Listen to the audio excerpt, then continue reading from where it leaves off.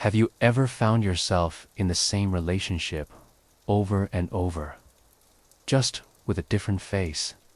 At first, it feels exciting. You think, this time, it's different. But weeks or months later, you realize you're back in the same cycle, feeling the same pain. This is not random bad luck. There's a reason you keep picking the wrong person, and until you understand it, you'll keep repeating the same story. Today, we're going deep into why this happens and how to finally break the pattern. The first step is awareness. Most people don't even realize they're choosing the same type of partner. They focus on surface differences.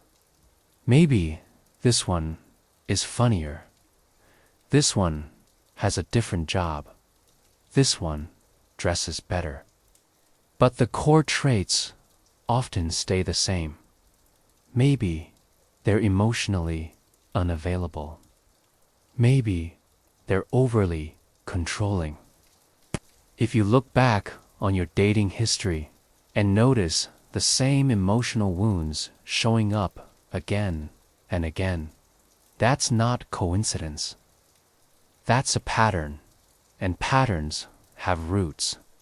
The truth is, we're drawn to what feels familiar, even if it's unhealthy. Our earliest relationships, with parents or caregivers, teach us what love feels like.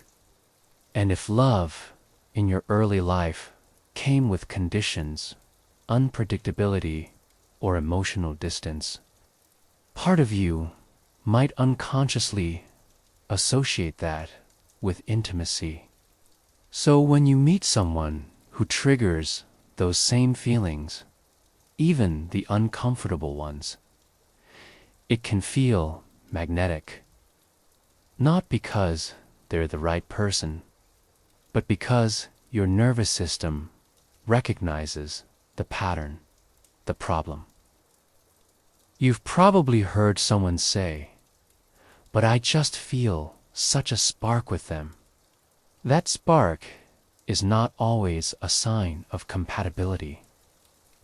Sometimes it's your trauma trying to reenact an old story in hopes of finally rewriting the ending.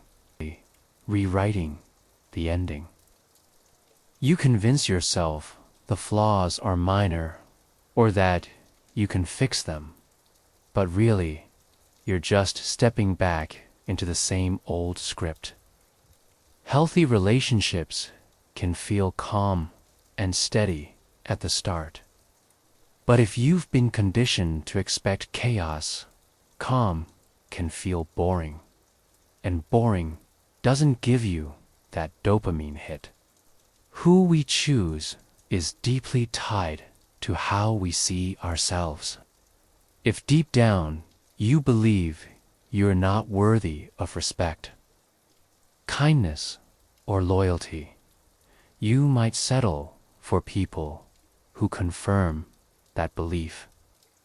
Sometimes choosing the wrong person is a way to avoid real vulnerability.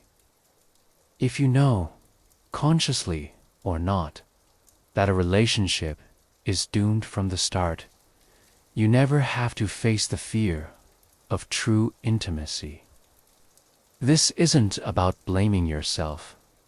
It's about seeing how unhealed wounds steer the ship when we are not aware of them. Step 1. Reflect before you date. Take time to notice your past choices.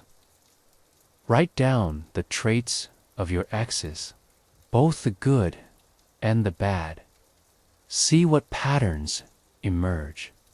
Step 2. Redefine attraction. Challenge the idea that intense, fast-moving connections are always a good sign. Learn to appreciate relationships that feel safe, consistent, and slow building. Step 3. Heal the wounds. Whether it's through therapy, journaling, or self-reflection, address the fears and beliefs you carry from your early experiences. Step 4. Set clear standards. Decide in advance what you will and will not accept, and stick to it, even when someone feels right. Step 5. Be willing to walk away early. If you see the same red flags from your past, act on them immediately instead of hoping things will change. You don't keep picking the wrong person because you're broken. You do it because your brain is trying to solve an old puzzle with the same missing pieces. When you start recognizing the familiar and choosing from a place of self-worth, everything changes.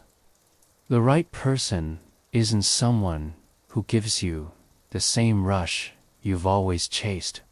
They're the one who makes you feel safe enough to put the chase down and finally rest in love that lasts.